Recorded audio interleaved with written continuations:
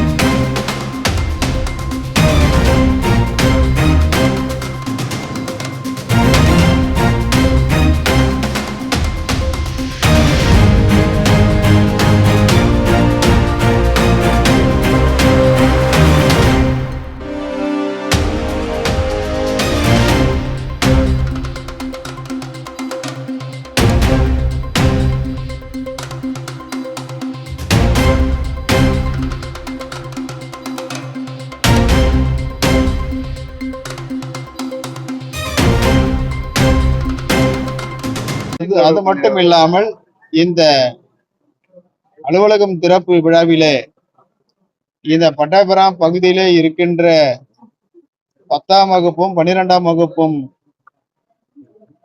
பள்ளிக்கூடத்தில் முதல் மாணவர்களாக வந்திருக்கின்ற மாணவிகள் மாணவர்களுக்கு மிதிவண்டியை கொடுத்து அவர்களுக்கு ஊக்கம் அளித்திருக்கின்றார்கள்.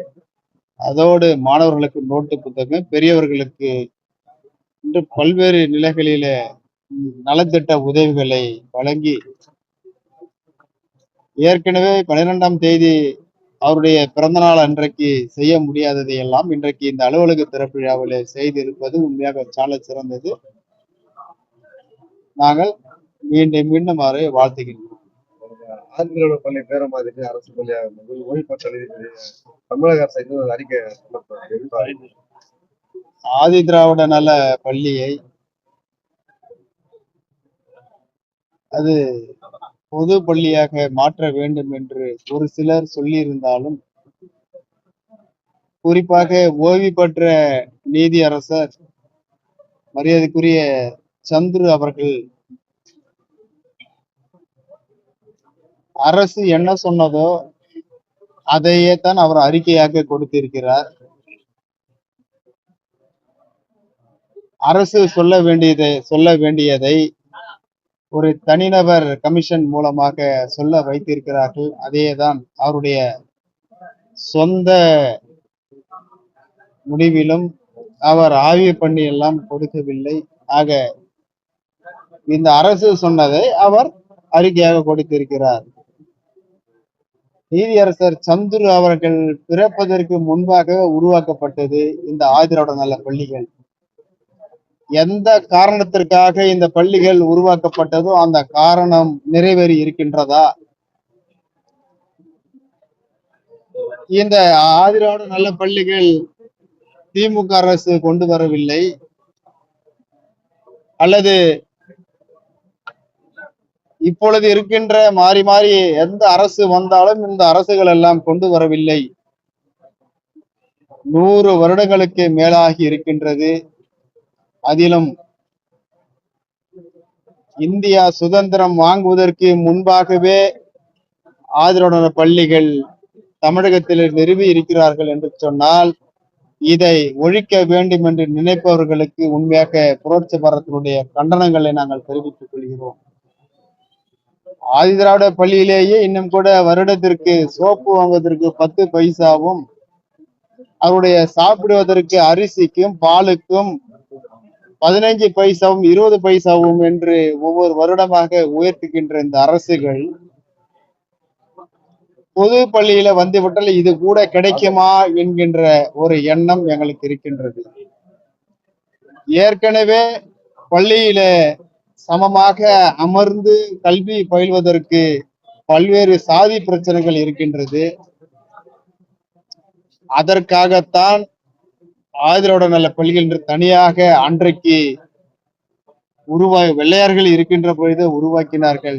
மீண்டும் இந்த சாதி பிரச்சனை வருவதற்கு இந்த அரசு முயற்சிக்கிறது என்று சொன்னால், இந்த அரசுக்கு யாரெல்லாம் சிபாரசு செய்கிறார்கள் என்று சொன்னால், இவர்களெல்லாம் மீண்டும் ஒரு சாதி கலவரங்களை எதிர்பார்க்கிறார்களா, அல்லது ஒட்டுமொத்த பட்டியலின மக்களும் போராட வேண்டும் என்று எதிர்பார்க்கிறார்களா என்று எங்களுக்கு தெரியவில்லை.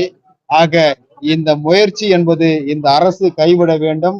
இது கைவிட்டால் தான் கண்டிப்பாக இது அமைதி பூங்காவாக இந்த தமிழ்நாடு இருக்கும். இல்லை என்று சொன்னால் முதலிலே குரல் கொடுப்பது மட்டுமல்ல, போராட்ட களத்திலே இறங்குவது புரட்சி பாதமாகத்தான் இருக்கும்.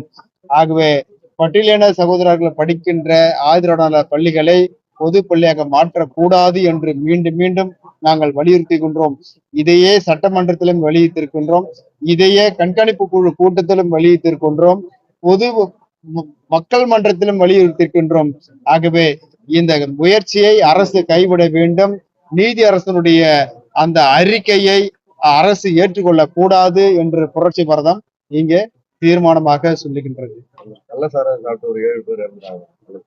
கள்ளக்குறிச்சி அருகே காவல் நிலையம் அருகே இருக்கின்ற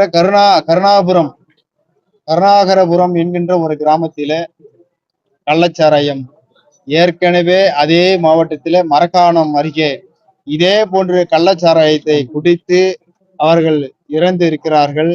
மீண்டும் இப்பொழுது 5 பேர் இறந்திருக்கிறார்கள். 5 பேருக்கு மேற்பட்டவர்கள் மருத்துவமனையில இருக்கிறார்கள். இதை தொடர்ந்து விழுப்புரம் மாவட்டத்தில கள்ளச்சாரம் ஆறாக ஓடுகிறது. இது யாருக்கெல்லாம் இதுல தொடர்பு இருக்கிறது, எந்த அதிகாரிக்கெல்லாம் தொடர்பு இருக்கிறது, அல்லது அரசியல்வாதிகளுக்கு தொடர்பு இருக்கிறதா என்று இந்த அரசுக்கு கெட்ட பெயர் வருகின்ற தொடர்ந்து அந்த விழுப்புரம் மாவட்டத்திலே ஏன் அரசு வேடிக்கை பார்த்து கொண்டிருக்கிறது? இரும்பகரம் கொண்டு அடக்க தேவையில்லையா? யாரெல்லாம் இதிலே மாமூல் வாங்கி இருக்கிறார்களோ அவர்களிடத்தில வசூல் செய்து பாதிக்கப்பட்டவர்களுக்கு கொடுக்க வேண்டும். இது அரசியல்வாதியாக இருந்தாலும் அல்லது அரசு அதிகாரிகளாக இருந்தாலும் பாரபட்சம் இல்லாமல் இந்த அரசு தண்டிக்க வேண்டும்.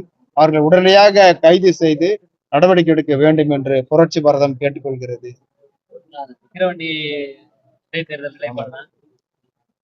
விக்கிரவாண்டி இடைத்தேர்தல் பொறுத்தமட்டில் புரட்சி பாரதம் கட்சிக்கு என்று தனியாக நாங்கள் தேர்தலில் போட்டியிடுவதோ அல்லது யாருக்கு ஆதரவு என்பதோ இன்னும் எங்களுடைய நிலைப்பாடை நாங்கள் வெளியிடவில்லை.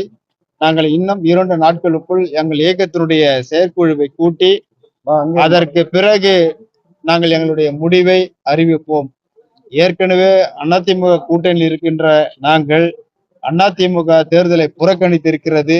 இந்த புறக்கணித்திருக்கின்றது மூலமாக என்னுடைய ஆலோசனை 2 நாட்களிலே வெளியிடப்படும் என்று தெரிவித்துக் கொள்கிறேன். அதிமுக தேர்தலை புறக்கணித்திருக்குது என்று சொன்னால் இந்த தேர்தல் நியாயமாக நடக்காது என்றுதான் அர்த்தம். ஏற்கனவே அதிமுக இருக்கின்ற பொழுது, புரட்சி தலைவி அம்மா அவர்கள் முதலமைச்சராக இருக்கின்ற போது நடந்த இடைத்தேர்தலில திமுக ஒரு முறை இந்த தேர்தலை புறக்கணித்திருக்கிறது. ஆக அவர்களுக்கு அன்றைக்கு அச்சம் என்று சொல்ல முடியுமா? ஆகவே தேர்தல் நியாயமாக நடைபெறாது என்றதை சுட்டிக்காட்டிதான் இந்த தேர்தல் புறக்கணிப்பு செய்திருக்கிறார்கள். நியூஸ் தமிழ் செய்திகளுக்காக தலைமை நிருபர் உங்கள் அமுதா.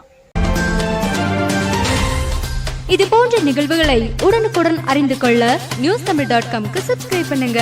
கீழே உள்ள பெல் ஐகானை கிளிக் பண்ணுங்க. உடனுக்குடன் அறிந்திட இணைந்திருங்கள் உங்கள் newstamil.com-உடன்.